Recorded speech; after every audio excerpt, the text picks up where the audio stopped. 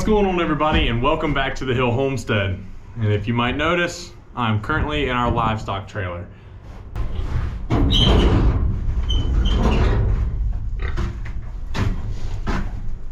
We have officially scheduled our butcher date for 6 hogs. So we are downsizing our hog population this coming week. I also wanted to note why I parked the trailer like this and why we're parking it so early. So I parked it like this because our trailer sits really high in the back. And while I do have the pig ramp, this trailer is going to be parked here for the next couple of days. I want to get them really used to getting on and off of it. So I will be feeding them inside the trailer, so that way they come in, and not only that, but they'll have some extra shelter. We did add a couple of pigs this week to this pen, and there's not quite enough space for everybody to have a comfortable spot to sleep out of the weather. So they can find a new home in this trailer, and it is scheduled for Wednesday morning. So the plan is to load them up Tuesday night with their feeding, and then shut them in and let them camp out in the trailer that night and take them to the butcher the following morning.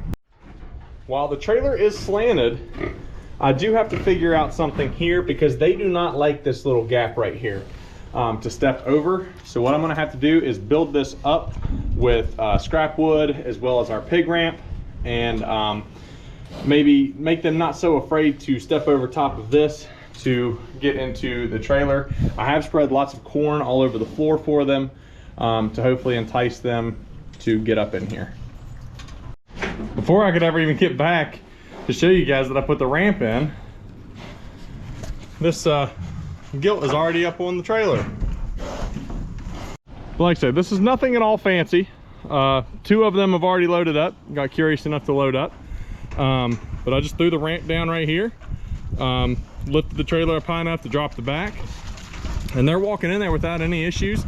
We plan on feeding them in there and possibly even pouring their water, or bringing a water tub in there for them as well, to really encourage them to get up onto the trailer and get comfortable with it. Aside from the trailer and loading those hogs up, we have had plenty of changes on the farm in the last week. I know we did not post a video last week, but we have been extremely busy, and I'll update you guys right now actually. So they've made a mess with it, and I'm gonna have to put some wood chips in here. But we did get a order of our meat birds. These are Cornish crosses, and we got them I think last week. But we've had a bigger issue with these than we've ever had this time. We got an order of 53, and since last week, I believe we have lost 23. And this is the first time we have had this many issues, but thankfully they are sending us some replacement birds. So we will get our 50. They have a really good policy about losing chicks and replacing them, so we did reach out as far as that goes. Another update we have is with our piglets. I actually just sold 2 of them, 2 barrows that we had. They went off to find their new homes, and you know, the good and the bad of homesteading is, while on a farm it does bring new life, but there is also times where their lives end, as far as, you know, young ones get sick. And that little piglet that we had that would rest underneath of our broody hen, she did officially pass away late last week. So I did go ahead and give her a proper burial, and we've had to move on from that since then. So when I fed hay this morning, counting cows, I was missing one, and Poppy, our Hereford heifer, she somehow got out and was exploring the other fields. So she must have got impatient with me while I was out getting the hay and decided to help herself to the grass and the surrounding fields. And if you ask me why, you know, she had to let herself out into the other fields rather than me just opening the gates for her, I was trying to give these pastures just a little bit more time to grow. Sorry about the wind. Because I feel like as soon as I let them out, any new growth that these fields have, they are just going to take them down immediately. Oh, about lost my boot. I feel like they're gonna eat all the grass, the new growth immediately, and not have anything to pick on throughout the summer. So we really like to try to plan that out and time it up. So that way they eat, you know, the best grass that we can offer them. I could have ridden the four-wheeler out here, but it's a nice enough day. I guess I could just go for a walk, but I think I found her. She's bawling at me. So let's try to get her moved out of this field and back with her sisters. She sees me now. Come on.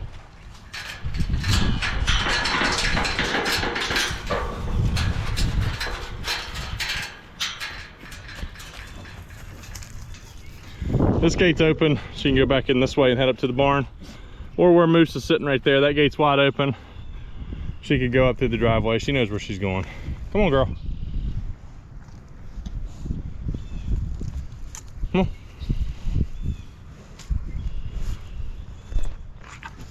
Come on.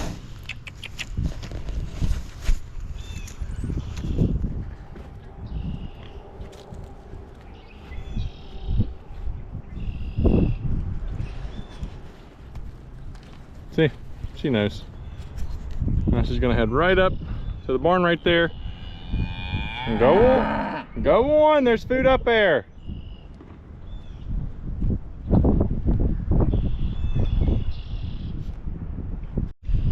So these three gilts right here are now by themselves. Not 100% sure if they are bred,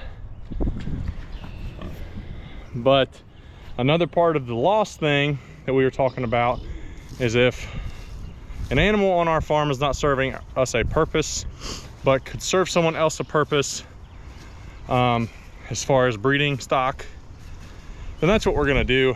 So we did make the decision to sell Bowser, our Hereford boar, to a family about 45 minutes down the road from us, and hopes that, and we hope that he can, you know, provide for them. He is a very docile boar, much like all of our pigs are. But those girls down there, we're on the fence, but we think we're going to sell them as well. The two Hereford girls are registered, and the only reason we wanted to sell the black and white one, Daisy, is because she is Dino's daughter. So unless we get another boar, or we artificially inseminate, which we do not know how to do, we'd have to get someone out here to do that, there's no point in us keeping her, because otherwise we can't breed her here on farm. It sounds like most of the hogs have found their way onto the trailer, all but two. So it's not too steep for them, so that's good news.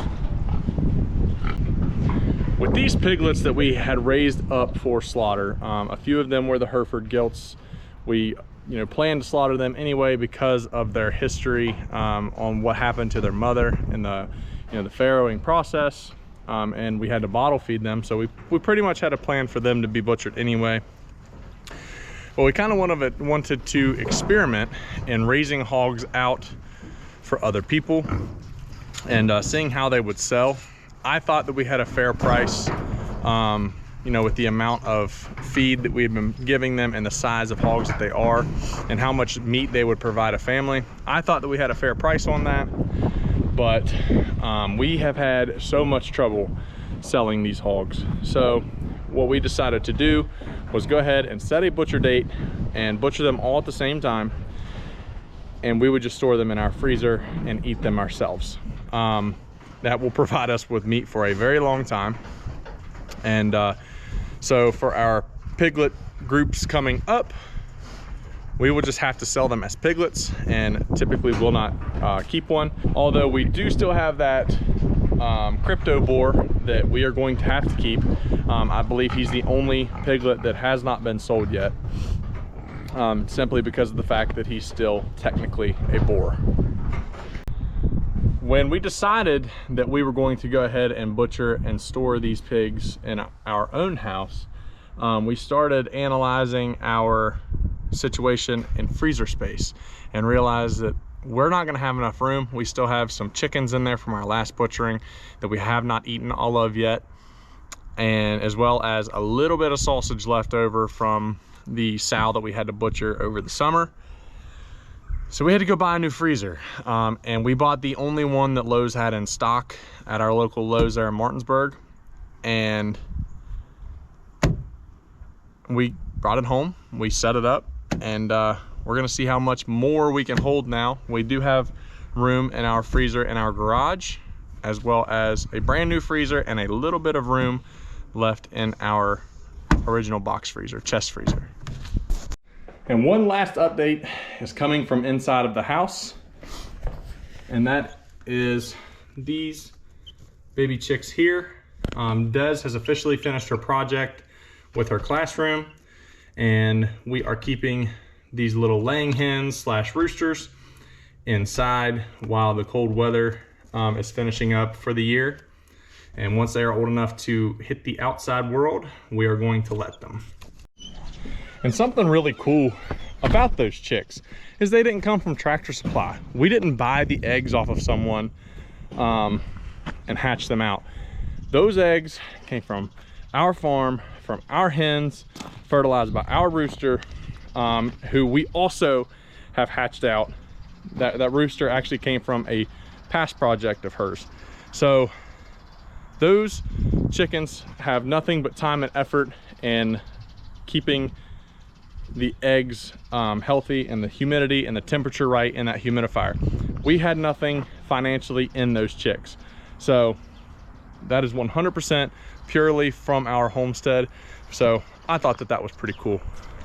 Not only that, but Des actually shot an entire video explaining the step-by-step process and what it took to hatch those chicks out. She goes through all the things that you need to know so you can do it yourself in hatching out your own chicks and creating your own flock of chickens. So, and raising them from an egg to a fully grown hen or rooster. Something that some of you may know, probably do, I've talked about it before in past videos, but my profession right now is landscaping. And if you were to look at my house right now, my flower beds, you wouldn't believe me.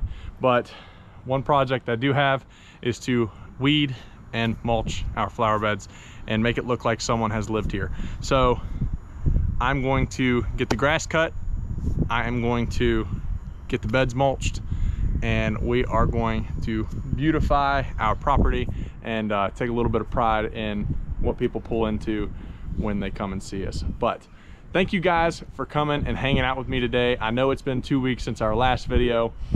We are going to put together Des's video that I was telling you guys about and post that here in the near future. But we look forward to incorporating these meat birds in our everyday chores.